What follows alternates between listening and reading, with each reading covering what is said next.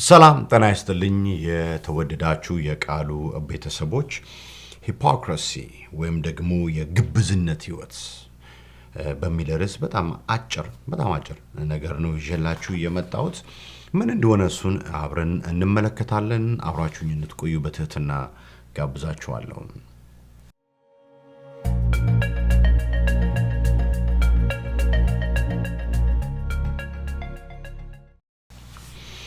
ሂፖክራሲ ወይም ግብዝነት የሚለውን ነገር በተለምዶ ጥሩ ፍቺ ብዙዎቻችን እንሰጠዋለን፣ ይገባናል። ኮንሰፕቱ ሐሳቡ ምን እንደሆነ እናውቃለን። ግብዝነት የሚለው የአማርኛ ቃል ግን ራሱን በደንብ የሚፈታ ቃል አይደለም። ግብዝነት ባጭሩ ምንድነው? ተዋናይነት ማለት ነው።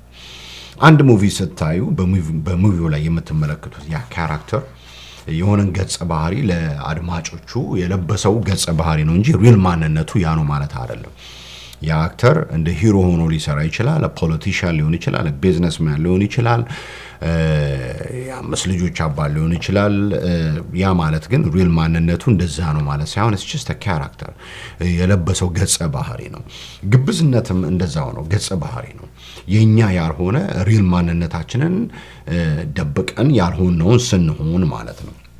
በእግዚአብሔር ፊት በሰዎችን ፊት ቲያትር እየሰራን ነው ማለት ነው።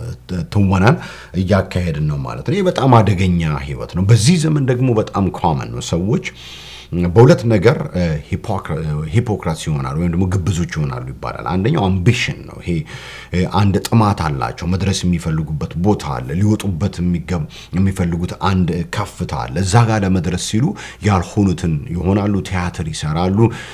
ገንዘብ ለማግኘት ሊሆን ይችላል፣ ወር ደግሞ ፌመስ ለመሆን ይችላል። በዛ ምክንያት ሰዎች ምን ይሆናሉ? ግብዞች ይሆናሉ ማለት ነው። ተዋናዮች ይሆናሉ ማለት ነው። አንዳንድ ጊዜ ደግሞ ፒውር ኢቪል ነው፣ ክፋት ነው። ያልሆኑትን እንዲሆኑ ራሳቸውን እንደ ንጹህ በማድረግ ቪክቲም ሆነው በመጫወት ተጠቃሁ ተበደልኩ በማለት በዚህ መልክ ያንን እንደ አድቫንቴጅ ወስደው ብዙ ሰዎችን ለመበቀል በብዙ ሰዎች ላይ ክፋታቸውን ለመፈጸም ስለሚያስቡ ምን ይሆናሉ ይባላል? ግብዞች ሆነው ይታያሉ ይባላል። ሁለቱም አካሄድ በቤተክርስቲያን ውስጥ ታዩታላችሁ።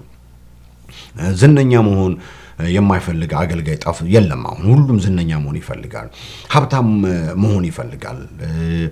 ሐዋርያው ጳውሎስ እንዳለው መቼም እግዚአብሔርን መምሰል ለነሱ ማትረፊያ ምን አድርገውታል ብሎ ለጢሞቴዎስ ይነግረዋል። እና ሀብታም መሆን የማይፈልግ አገልጋይ ዝነኛ በቃ በየመድረኩ የሚጠራ ስሙ በቃ ምናምን እየተባለ ከፍታ ላይ ጫፍ ላይ ለመድረስ የማይፈልግ አገልጋይ አሁን እየጠፋ መጥቷል። እዛ ላይ ነው ሁሉም ያለው፣ ልቡ ያለው እዛ ላይ ነው።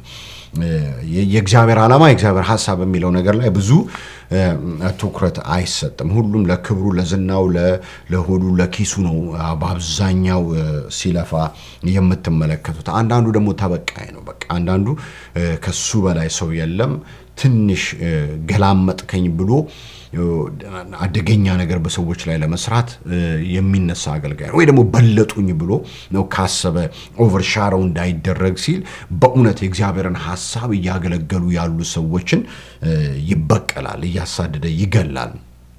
ከሱ በላይ የተሻለ ቪዥን ሰዎች ይዘው ከመጡ ለምን መጡ በሚል በቀናትም ውስጥ ይሆንና እሱ እንደ ንጹህ በቃ እውነተኛ አገልጋይ ሆኖ ራሱን ያቀርባል። ሌሎቹን ደግሞ ከሱ በታች ለማድረግ ለመጨፍለቅ ብዙ ክፋትን ሲሰራ ትመለከቱታላችሁ። ሁለቱንም ታያላችሁ። ግብዝነት አደገኛ ልምምድ ነው። ግብዝነት ተዋናይነት ነው። እግዚአብሔር የማያውቀውን የኛን ማንነት ለብሰን በእግዚአብሔርና በሰው ፊት መቅረብ ማለት ነው። ዮሐንስ በመልእክቱ አንደኛ ዮሐንስ ምዕራፍ 3 ቁጥር 19 እና 20 ላይ ልባችን ቢፈርድብን አለ በእግዚአብሔር ፊት ምኖች ነን አለ፣ እውነተኞች ነን አለ።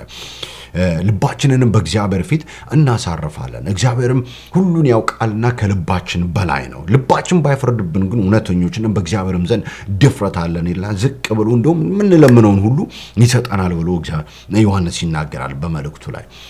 አንድ ሰው ልቡ ቢፈርድበት ተሳስተሃል ብሎ ቢናገር ውስጡ እድለኛ ነው ያ ሰው ለንስሐ ለመመለስ ራሱን ለመምከር በእግዚአብሔር ቃል ራሱን ለመምከርና መስመር ላይ ለመግባት ለራሱ ድል እየሰጠው ነው።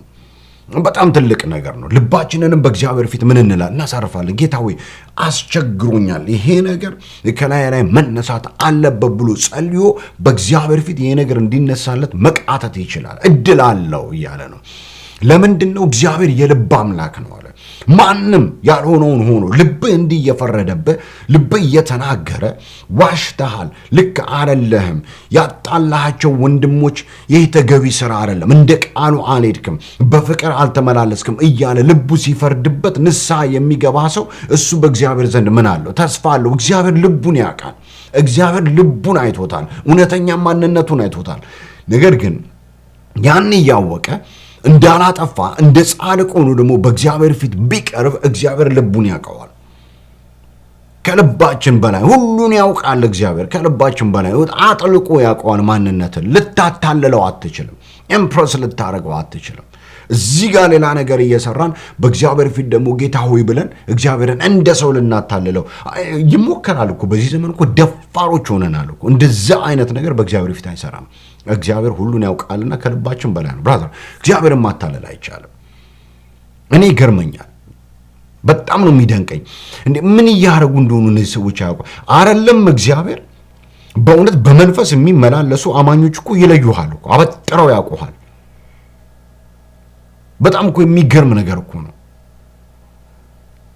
እግዚአብሔር ልባችንን ያውቃል። ስለዚህ ልባችን በሚከሰን ነገር ኮንቪክሽን ካለ በእግዚአብሔር ፊት በንስሐ መቅረብ፣ መንበርከክ፣ መጸለይ ነው እንጂ እግዚአብሔርን እንደ ሰው ለማታለል መሞከሩ እግዚአብሔር ልብን ያያል። እግዚአብሔር ሁሉን ያውቃል። ከልባችን በላይ ነው። ልናታለለው አንችልም። ልባችን በሚፈርድበት ነገር በእግዚአብሔር ፊት ልባችንን ማንበርከክ ነው ያለብን። ልባችን ንጹህ ሆኖ ሲሰማን ደግሞ እግዚአብሔርን እናከብራለን። እየተጠነቀቅን በእግዚአብሔር ፍርሃት በትህትና በእግዚአብሔር ፊት ምን እንላለን? እንኖራለን። ሳሙኤል የተሳሳተው እዛ ጋር ነው። ብዙዎቻችሁ እንደምታውቁት ሄደ እኮ ኤልያብን ሊቀባው፣ በቃ ደስ አለው፣ ሲያየው ወደደው። እግዚአብሔር ደግሞ ልቡን አየው፣ አልቀበልም ይሄንን አለ። አንያ ሳሙኤል ምዕራፍ 16 ቁጥር 7 ላይ ሳሙኤል ሰው ፊትን ያያል፣ እግዚአብሔር ግን ልብን ያያል። እኔ ውስጡን ነው የማየው፣ ሳየው አይመችም። እንዳታረገዋል ወገኖቼ። ወይ ምን አይነት ሰዎች ነን? ለዚህ እኮ ነው ያዕቆብ ማንም አንደበቱን ሳይገታ ልቡን እያሳተ እግዚአብሔርን የሚያመልክ የሚመስለው ቢሉ እሱ አምልኮ ከንቱ ነው አለ። አይገርም? ግብዝነት አደገኛ ላይፍ ነው። እዚህ ጋር ሰዎችን እያጣላን፣ እዚህ ጋር ሰዎች በሰዎች ላይ እንዲነሱ እየመከረን፣ እዚህ ጋር ወንድሞችን እየከፋፈለን፣ እዚህ ጋር እግዚአብሔርን ከልባቸው የሚያገለግሉትን ሰዎች ወንዶችና ሴቶች ልጆቹን እያሳደድን እየጨፈላለቅን፣ መድረክ ላይ ደግሞ ካለኛ አገልጋይ፣ ካለኛ የጌታ ወዳጅ፣ ካለኛ ስራው ሲሰራ ደስ የሚለው ሰው እስከሌለ የሚመስል ድረስ እንዲህ አይነት ተራ ወሬ የምናወራ የምንሰራ ሰዎች ማንን የምናታለል እየመሰለን ነው?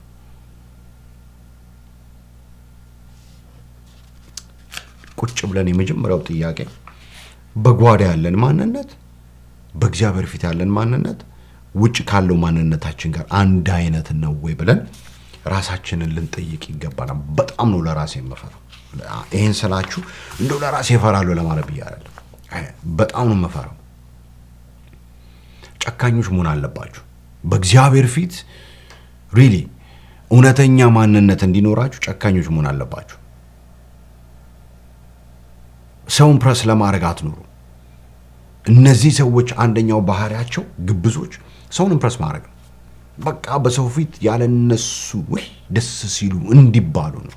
እግዚአብሔር ደግሞ ልክ እንደ ኤልያብ በጣም አሪፍ አገልጋይ፣ አሪፍ ዘማሪ፣ አሪፍ ሰባኪ ሲያስተምር ሲዘምር ምናምን እንዲባሉ ነው የሚፈልጉት አይደል? እግዚአብሔር ደግሞ ልቡን አውቀዋለሁ ይላል። ልቡን እኮ ነው ያውቀዋለሁ ይላል። አይፈልጉም። ምን አይነት ሰዎች ነን? በጓዳ ያለን ማንነትና በውጭ ያለን ማንነት አንድ አይነት ነው ወይ? ግድ ይላችሁ ይመሳሰሉ፣ አንድ እናርጋቸው። ልባችንን የሚያውቅ እግዚአብሔር ሁሉን የሚያውቅ እግዚአብሔር ከልባችን በላይ ነው። እግዚአብሔር የልብ አምላክ ነው፣ ሁሉን ነገር ያውቃል። ሁለተኛ ይሄ ግብዝ ባህሪ፣ ግብዝነት የሞላበት ህይወት ፈራጅ ነው። ፍርድ ደግሞ የጭካኔ ምልክት ነው። ሰው በሰው ላይ ሲፈርድ ጭካኔ ነው። እቺ አመንዝራ፣ እቺ ደሞ እሷን ብሎ ሰው አቃታለሁ እኮ ይሄ ደሞ እሱን ብሎ ሰው አቃቸዋለሁ እያለን እንደዚህ ስንናገር አልገባንም እንጂ እያልን ያለነው ሞት ይገባቸዋል እያለን ነው። ይሄ ደግሞ there is no way እኛ እዛ የሞትን ፍርድ የማሳለፍ ፖዚሽን ላይ ፈጽሞ አልተቀመጥንም፣ የለንበትም ነው ማለት። አደገኛ ነገር ነው። ፈራጆች ናቸው ሂፖክራትስ ወይም ደግሞ ተዋናይ ሰዎች እናንተ ላይ ሲናገሩ ራሳቸውን አጽድቀው ያሉኑትን ሆነው የማይዋሹ የማይበድሉ መስለው ከነሱ በላይ እንደሌለ አድርገው እናንተን ሲኮንኑ በእናንተ ላይ የሞትን ፍርድ እያሳለፉ ነው። ሐዋርያው ጳውሎስ ሮሜ ምዕራፍ 2 ላይ በሚገርም አይነት መንገድ እነዚህን ሰዎች ሲሞግት ትመለከታላችሁ። የጭከና ነገር ነው የሚሰሩት እነዚህ ሰዎች። አንተ በሌላው የምትፈርድ ሰው ሆይ የምታመካኘው የለህም፣ በሌላው በምትፈርድበት ነገር ራስን ትኮንናለህና። ምን እያለ ነው? ሌላው ላይ የምታሳልፈውን ያንን የሞት ፍርድ በራስ ላይ ያሳረፍክ ነው። ዋይ ምን ማለት ነው? ምክንያቱም አንተው ፈራጁ እነዚያን ነገሮች መልሰህ ታደርጋለህ። አንቺን ውሸታም ብሎ ሰውየው ሲዋሽ ሲቀጥፍ ይታያል። ውሸት ጥሩ አይደለም ብሎ ቤቱ እስኪናወጥ ድረስ ሰብኮ ወረድ ሲል ውሸታም ነው። ጨለማ ውስጥ እንደሱ ውሸታም የለም። ብቻውን ሲሆን እንደሱ ውሸታም የለም። ስለ ፍቅር ሰብኮ ስለ ፍቅር ተናግሮ ዞር ሲባል ወንድሞች ላይ የሚነሳ ብዙ ሺህ ቢላዋ ሰብስቦ ለበቀል እየተዘጋጀ አሰፍስፎ የሚጠብቅ ነፍሰ ገዳይ ከሱ በላይ የለም።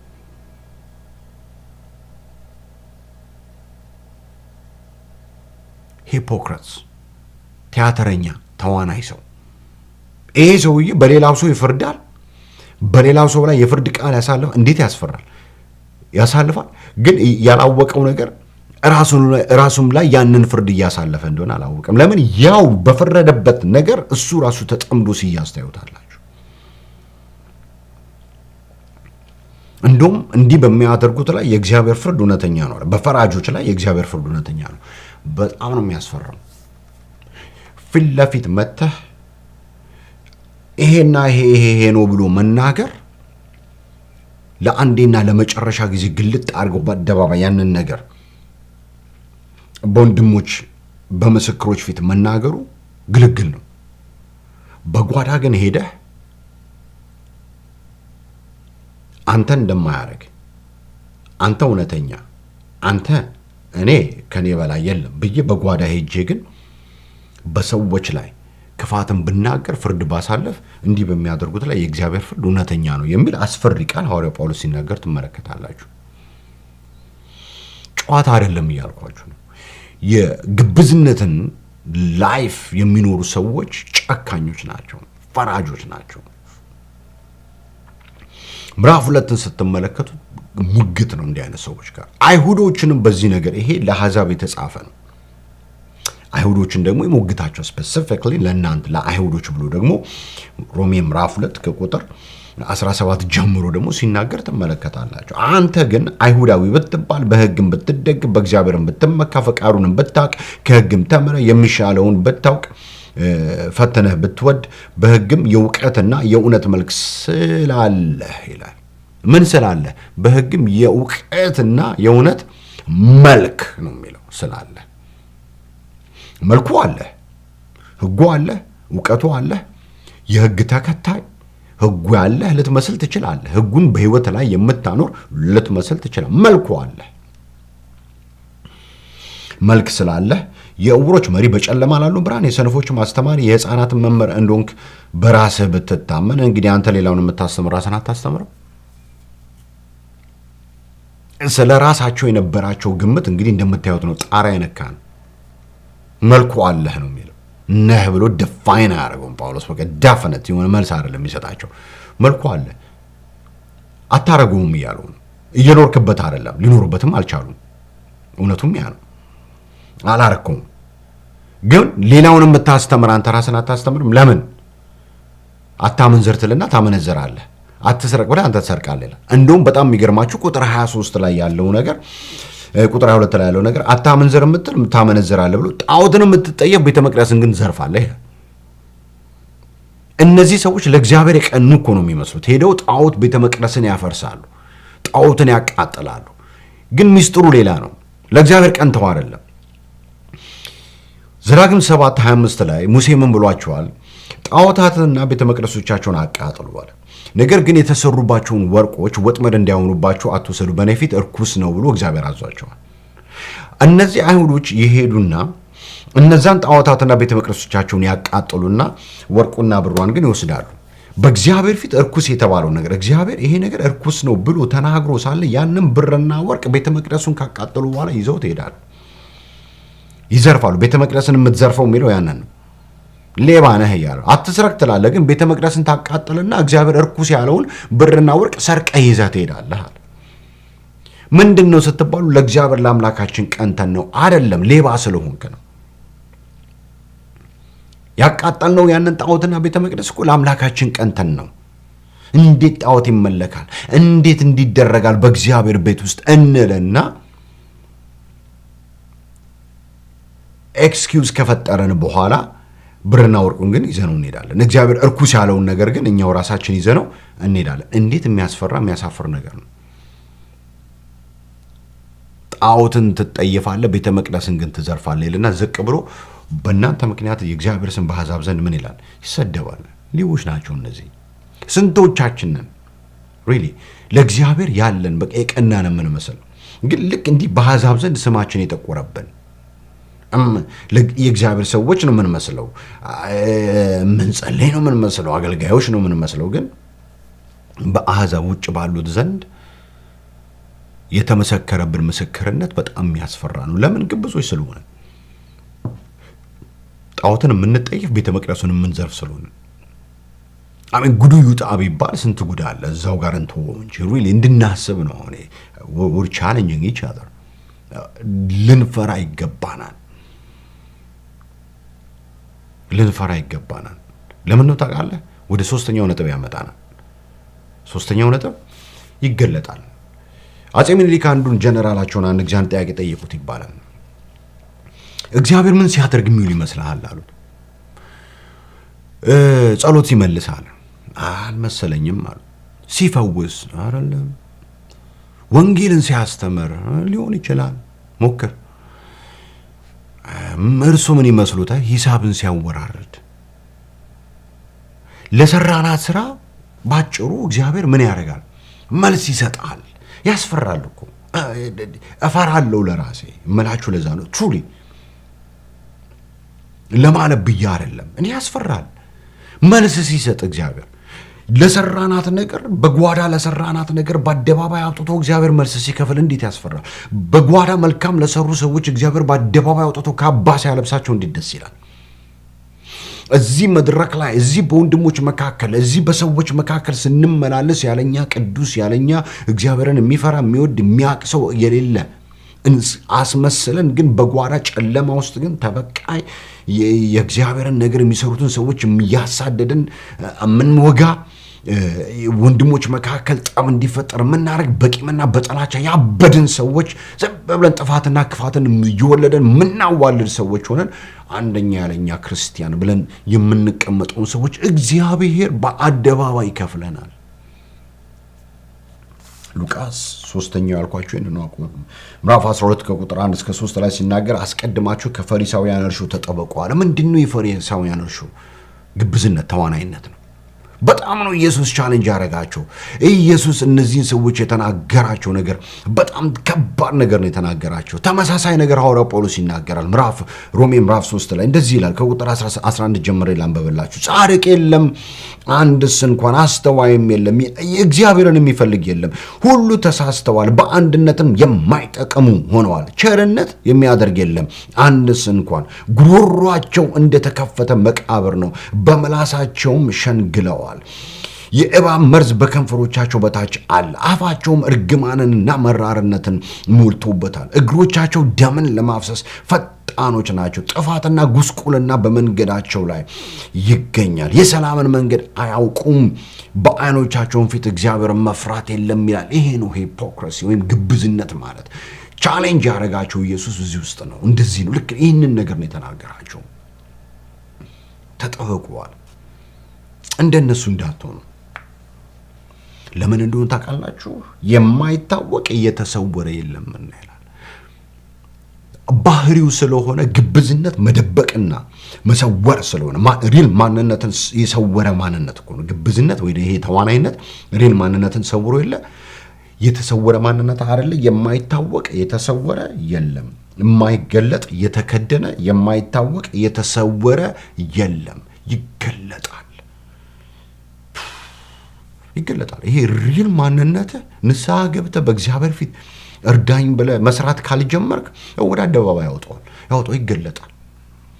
ስለዚህ አለ በጨለማ የምትናገራት ያ ስለ ሰዎች ያወራሃት የረጫሃት መርዝ ያጣላሃቸው ሰዎች ምን ብለህ እንደተናገርክ የከፋፈልከው ነገር ፍቅርን የደመሰሰው ያንተ ወሬ በጨለማ የምትናገሯት ሁሉ በብርሃን ይወጣል። በእልፍኝ ውስጥ በጆሮ ሹክ ያልካት ያቺ መርዝ የምትናገሯት በአደባባይ ይሰበካል። የስብከት ርዕስ ይሆናል። ስትገለብጡት እውነቱን እንደዛው ነው። በጨለማ ውስጥ የምትናገረው የእውነት ነገር ካለ በጨለማ ውስጥ ያወራው የጽድቅ ነገር በጨለማ ሰው ሳያይ ማን ብቻህን ስትሆን የእውነትን የጽድቅን ነገር ወደ አደባባይ ይወጣል። እሱም ይወጣል። ሹክ ያልከው የእውነት ነገር የፈውስ ነገር የደና ነገር የስብከት ርዕስ ሆኖ ይወጣል በመልካም። ያቺ የግብዝነቷ መርዝ እንዲሁ ተሰውራ ተከደና አትቀርም፣ ትገለጣለች። ህይወትም ይገለጣል። በጣም ያስፈራል። ለራሴ እፈራለሁ ማለት ለዚህ ነው ይገለጣል። ወንድሞችና እህቶች መጨረሻ ሳጠቃልል ቻሌንጅ ማረጋችሁ በጓዳ ያለው ህይወታችንና በአደባባይ ያለው ህይወት አንድ አይነት ነው ወይ? እግዚአብሔር ልባችንን ያውቃል። ሁሉን የሚያውቅ አምላክ ነው። ከልብ በላይ ነው እግዚአብሔር። ሁሉን ያውቃል። እግዚአብሔርን ኢምፕረስ ልታደርጉት አትችሉም፣ ልታታልሉት አትችሉም። እንደ ሰዎች ኢምፕረስ አድርጋችሁ ልቡን ልትገዙ አትችሉም። እግዚአብሔር የእውነት አምላክ ነው። እግዚአብሔር ደስ የሚለው በእውነት ብቻ ነው። አንደኛ። ሁለተኛ ግብዞች ስንሆን ወይም ተዋናዮች ስንሆን ፈራጆች ነው የምንሆነው። ያልሆነውን ነገር እየተወንን በሰዎች ላይ ግን ፍርድ የምናሳልፍ ግን ራሳችን በዚሁ የፍርድ ወጥመድ ውስጥ ተይዘን የምንቀር ከባድ ነገር ውስጥ ራሳችን የምናገኝ ሰዎች ነው የምንሆነው። ጣዖትን እየተጠየፍን ቤተ መቅደስን የምንዘርፍ ሰዎች ከሆነን እናስብበት። ሁለተኛ እናስብበት። በፍርድ በሰዎች ላይ ከመናገር ይልቅ እኔ ማን ነኝ ብሎ ራስን ማየት ጥሩ ነው። እምትሉት ነገር ካላችሁ ፊት ለፊት ማለቱ ይሻላችኋል። ግብዞች ግን አትኑ። በጓዳ ሄዳችሁ ራሳችሁን አጽድቃችሁ ሰዎችን ለመኮነን ግን አንስራ፣ አንልፋ፣ እንደዛ እናርግ። እግዚአብሔር አደገኛ ነው ይላል ህይወት። ሶስተኛ ይታወቃል፣ ይወጣል፣ ወደ አደባባይ ያወጣዋል። ጌታ ያወጣዋል። ምንም ተሰውሮ የሚቀር ነገር የለም። ወደ አደባባይ በወጣ ጊዜ ግን የምንከፍለው ዋጋ በጣም ትልቅ ኃይለኛ ስብራት ነው የሚሆነው። ስለዚህ ራሳችንን እንፈትሽ፣ ራሳችንን እንመዝን። ግብዝነትን በቀላሉ አንየው። ትንሽ እርሾ ነው ያለው እኮ ኢየሱስ። ከፈሪሳውያን እርሾ ነው ያለው። ቲኒ ዘር ነው፣ ሊጡን ሁሉ ግን ይነፈዋል። ስለዚህ ይህንን ነገር እያደነን ግብዝነትን እየተከታተልን ከህይወታችን ላይ ቆራርጠን እናጥፋው፣ እየለቀምን እናውጣው። እርግጠኛ ነኝ ይሄ መልእክት ቻሌንጅ አድርጎናል። እኔ እንዳስብ አድርጎኛል። እናንተንም እንድታስቡ አድርጓችኋል ብዬ ተስፋ አደርጋለሁ። በሚቀጥለው ጊዜ በሌላ ዝግጅት እስክንገናኝ አብራችሁ የነበርኩት ወንድማችሁ ማሪ ነኝ። ጤና ይስጥልኝ።